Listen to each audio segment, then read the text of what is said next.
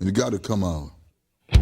I think finally on this Friday the 13th, after many, many technical hitches, I am now live with Henry Carver, who is a director of Carver Residential up there in lovely Darlington. How are you, mate? Very well, thank you, David. Yeah, 3 hours later, we're finally getting some recordings done.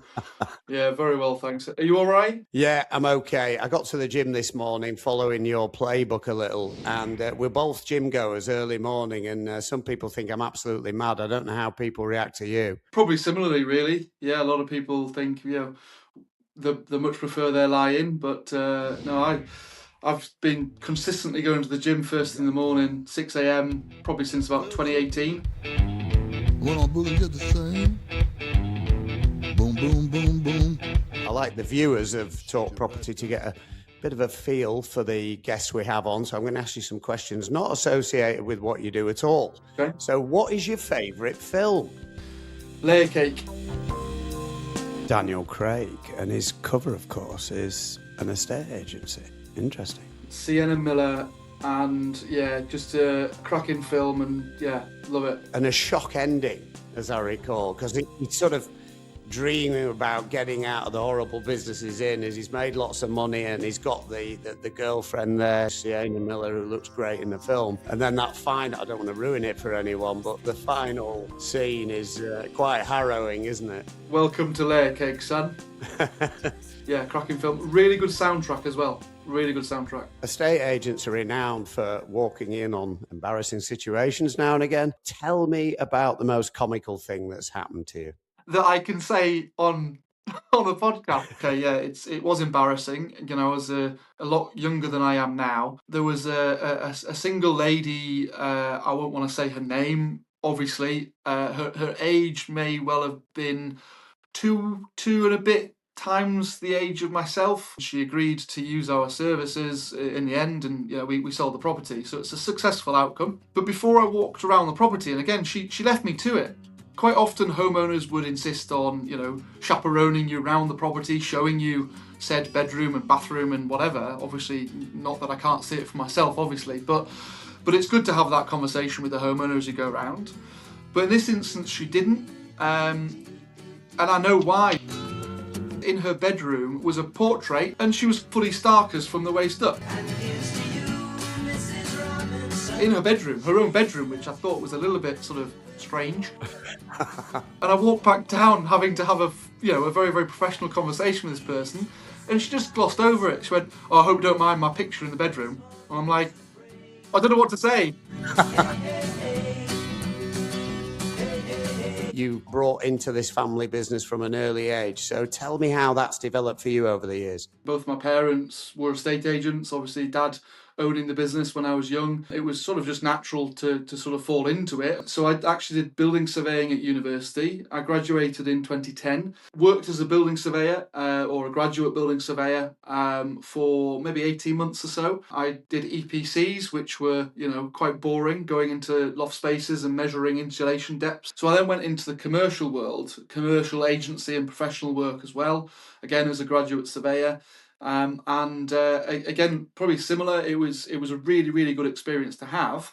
Ultimately, the type of people that you deal with in the commercial world is very much different to who I deal with now. It was more business orientated. There was less emotion, if any emotion, in a business transaction. Whereas actually the complete reverse happens in residential estate agency. It's all emotion.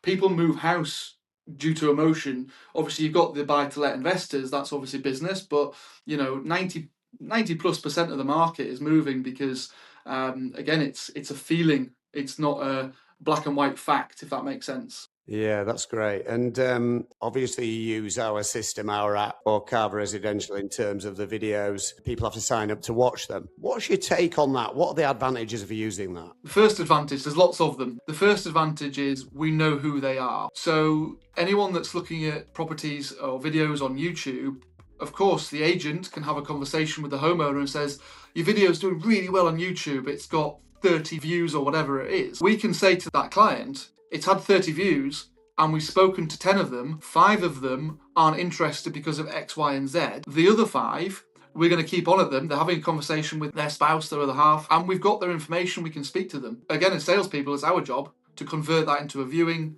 to an offer, to achieve a successful sale. So that's a very obvious benefit. From a homeowner's perspective, we will insist that someone watches the video before they book a viewing, because the amount of times that people waste homeowners' times, and ultimately our time as well, the time that takes a homeowner to tidy up, to come back from work, to let us in, or whatever it might be, if the viewer turns up and they walk through the front door and, I didn't expect it to be like this. The pictures don't really show all the angles or show everything about the property. That's wasted everybody's time. So flip that round. If we insist that someone's watched the video before they view, we know that A, they must like it, so we've got a leg up in terms of negotiation stance.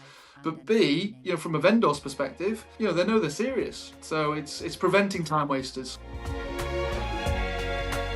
Further accommodation includes 2 substantial reception rooms. The fact that it's got an added element of sort of audio to it as well. We can do voiceover if indeed required, if we believe it's required. To the effortless flow of this home.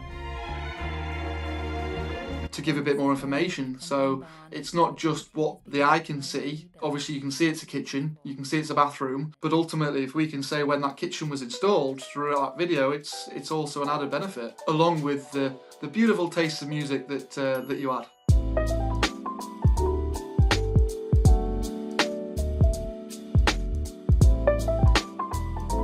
Your social media, it's really impressive. And I recall you throwing yourself in a lake once. That was for a fine and country listing, actually. Quite impressive mansion, and things were going really, really well. It was going to be one of the best listings I've ever taken on. And I got on really well with the owners. And it got towards the end of it, and I sort of said something along the lines of, listen, do you like Love Actually? And they both looked at each other and said, that's our favourite film. And I went, I'm in.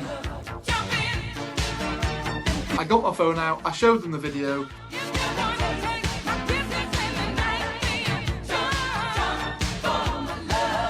They burst out laughing and said, oh well, you'd have to do something from Pride and Prejudice at our property.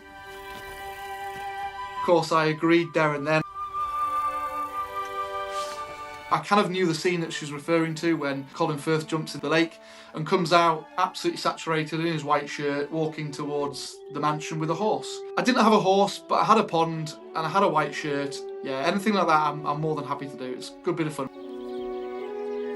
Well, it's been a pleasure having you on today, and that's the idea of Talk Property. We know you're an estate agent and we know what you do, but it's nice to know a little bit more about you. And your favourite film is Layer Cake, which is very interesting. I'll let you make your own mind up. Boom, boom, boom, boom. Bang, bang, bang, bang. Boom, boom, boom, boom. Bang, bang, bang, bang.